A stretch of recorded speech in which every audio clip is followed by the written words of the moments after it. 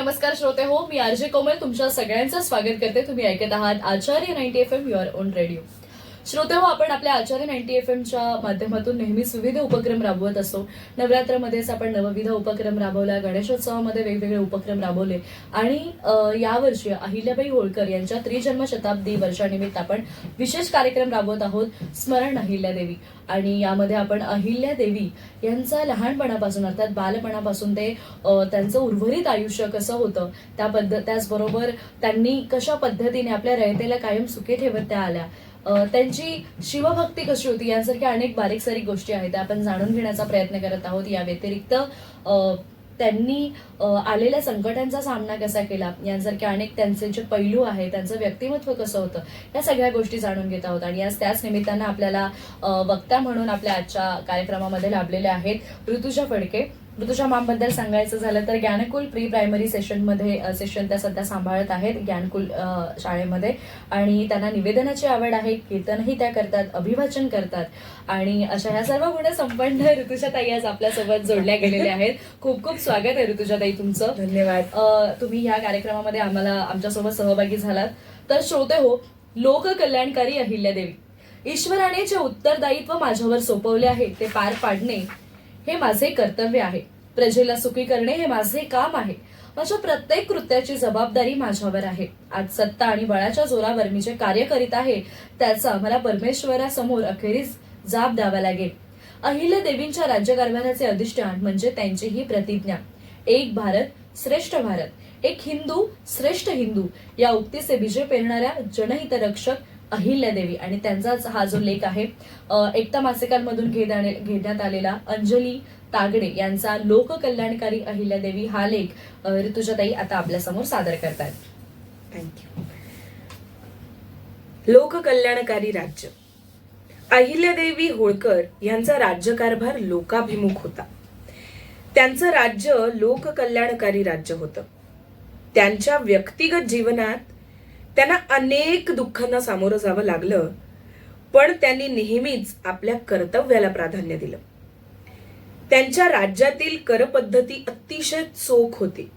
राज्यातील गोंड, भिल्ल आदी जमातींना त्यांनी समाजाच्या मुख्य प्रवाहात आणलं. त्यांच्या उदरनिर्वाहाची व्यवस्था केली. आपल्या राज्यात शांतता राखण्यासाठी त्यांनी जे प्रयत्न केले त्याची प्रशंसा सर जॉन माल्कम याने आपल्या अ memorial of central India including Malwa या ग्रंथात केली आहे. शेतकरी हा जगाचा अन्नदाता असतो हे ध्यानात घेऊन अहिल्यादेवींनी आपल्या राज्यात शेतकरी आणि शेती यांच्या हिताचा विचार केला. शेतकऱ्यांना विविध सुविधा उपलब्ध करून दिल्या. होतकरू शेतकऱ्यांना जमिनी दिल्या आणि फळझाडांची लागवड करण्यास प्राधान्य दिलं. शेतीवरील कर उत्पन्नाप्रमाणे आकारण्यास त्यांनी सुरुवात केली. त्यांच्या राज्यात शांतता आणि सुव्यवस्था असल्यामुळे शेती, उद्योग आणि व्यापाराचाही उत्कर्ष झाला. परिणामी त्यांच्या कारकिर्दीत राज्याचं उत्पन्न वाढलं. कर्तव्य कठोरता. न्यायाबाबत अहिल्यादेवी कर्तव्य कठोर होत्या. कर्तव्यापुढे त्या नातेगोतेही पाहत नसत. आपल्या अधिकाऱ्यांनी प्रजेवर जुलूम करू नये अथवा गैरकारभार करू नये याबाबत त्या अतिशय दक्ष असत. सिरोजमध्ये खोमदास नावाचा एक व्यापारी राहत होता. त्याला मुलबाळ नव्हतं. तो मृत्यू पावल्यानंतर त्याच्या कुटुंबात त्याच्या विधवा पत्नीशिवाय कुणीच नव्हतं. संपत्तीला वारसही नव्हता. हे पाहून तिथल्या अधिकाऱ्याने त्या विधवेस धमक्या देण्यास सुरुवात केली. तुमची सर्व संपत्ती बेवारस असल्यामुळे सरकार जमा करण्यात येईल. ती विधवा घाबरली. ती म्हणाली, मी दत्तक घेईन, पण असं करू नका. त्या अधिकाऱ्याने त्या विधवेकडे 3 लाख रुपयाची लाच मागितली. 3 लाख दिल्यास संपत्ती तुमच्या नावे करून देईन, ही गोष्ट कुणालाही कळता कामा नये अशी धमकीही त्याने दिली. त्या विधवेच्या ओळखीचे एक सद्गृहस्थ होते. त्यांनी त्या महिलेस महेश्वरला जाऊन ही हकीकत अहिल्यादेवींच्या कानावर घालण्याचा सल्ला दिला. ती महिला महेश्वरास आली आणि तिने अहिल्याबाईंना हा सगळा प्रकार कथन केला. तो प्रकार ऐकताच अहिल्यादेवी संतापल्या. त्यांनी ताबडतोब त्या अधिकाऱ्यास पदावरून बडतर्फ केलं आणि विधवेला मूल दत्तक देण्याची संमती दिली. हे उदाहरण बघता जॉन माल्कमने अहिल्यादेवींसारखा न्यायाधीश पुन्हा होणे नाही असे अतिशय सार्थ उद्गार काढलेले आहेत. लोककल्याणाचा ध्यास. अहिल्यादेवींनी केवळ राज्य चालवलं असं नाही, तर राज्याला एक अधिष्ठान प्राप्त करून दिलं. त्याबाबत विजया जहागीरदार लिहितात, प्रजेच्या नैतिक आणि आध्यात्मिक उन्नतीकडे त्यांनी लक्ष दिलं. कथा, कीर्तन, भजन हे कार्यक्रम, दानधर्म यातला निरामय आनंद आणि समाधान प्रजेला लाभलं.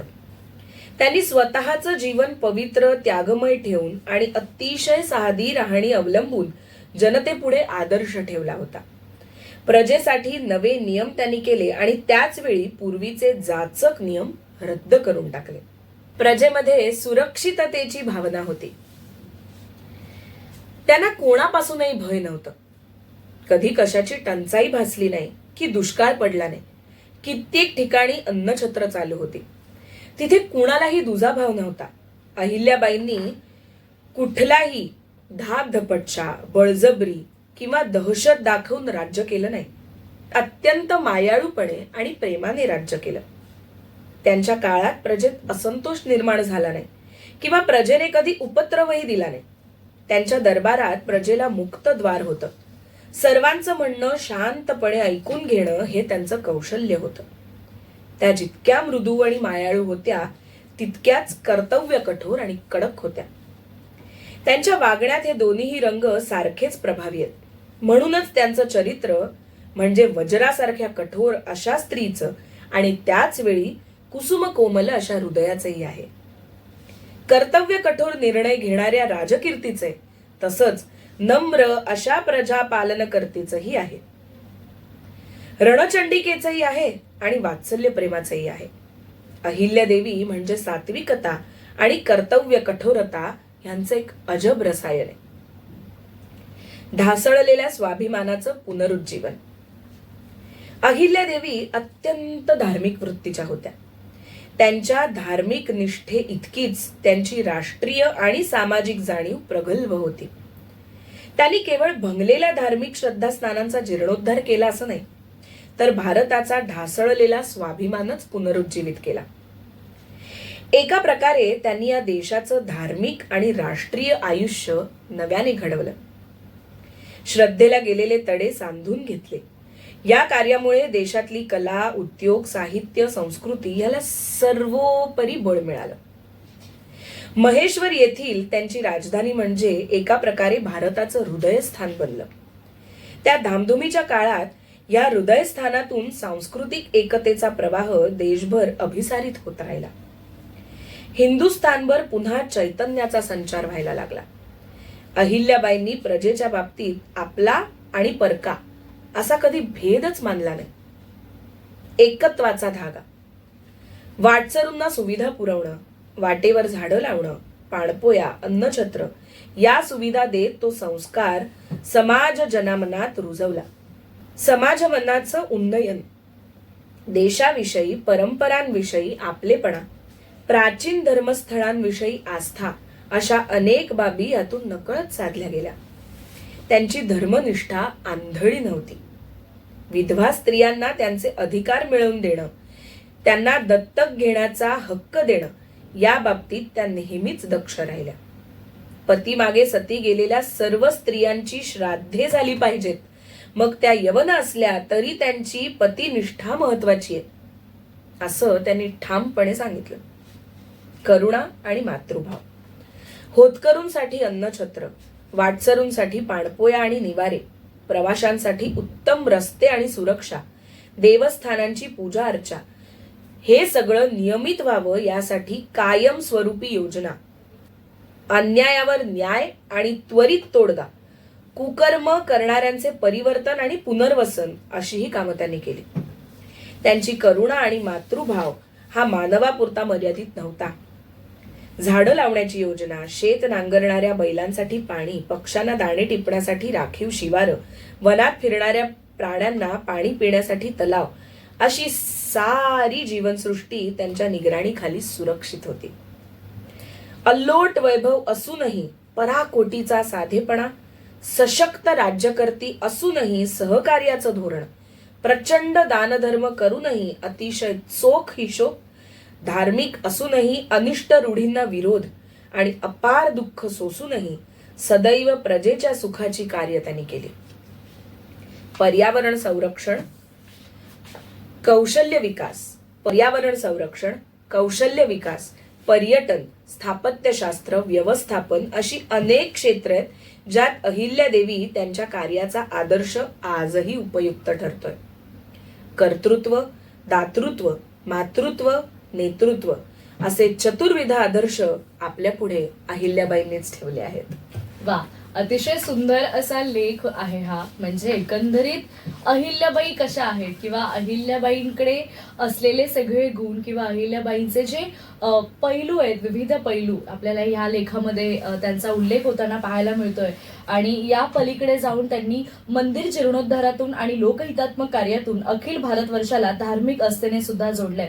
उत्तरेचे काशी विश्वनाथ मंदिर असो, दक्षिणचे रामेश्वर मंदिर असो, पश्चिमेचे सोरटी सोमनाथ मंदिर आणि पूर्वेचे विष्णुपद मंदिर, या सगळ्या मंदिरांची पुनर्बांधणी सुद्धा त्यांनी केली. एक भारत श्रेष्ठ भारत, एक हिंदू श्रेष्ठ हिंदू या जाणीवेची बीजे त्यांनी पेरली.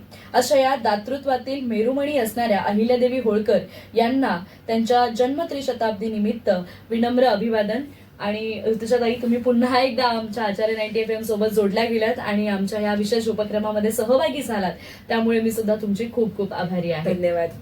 तर श्रोतेहो, आपला जो हा विशेष उपक्रम आहे स्मरण अहिल्यादेवी, यामध्ये आपण विविध वक्त्यांना बोलावत आहोत. अहिल्यादेवीविषयी बऱ्याच गोष्टी जाणून घेण्याचा प्रयत्न करत आहोत. तुम्हाला हा उपक्रम कसा वाटतो या प्रतिक्रिया तुम्ही आम्हाला नक्की कळवा. त्यासाठी आमचा संपर्क क्रमांक आहे 9167993399. त्याचबरोबर सोशल मीडिया प्लॅटफॉर्म अर्थात इंस्टाग्राम, फेसबुक, ट्विटरवरती सुद्धा इंस्टाग्रामला फॉलो करायला विसरू नका. त्याचबरोबर युट्यूबवरती हे सगळे पॉडकास्ट लवकरच रिलीज होणार आहेत, तर त्यासाठी स्टे ट्यून. आणि मी आरजे कोमल ऋतुजाताईंसोबत इथेच तुमची रजा घेते. तुम्ही मात्र कुठेही जाऊ नका. ऐकत रहा आचार्य 90 FM, युअर ओन रेडिओ. धन्यवाद. आचार्य 90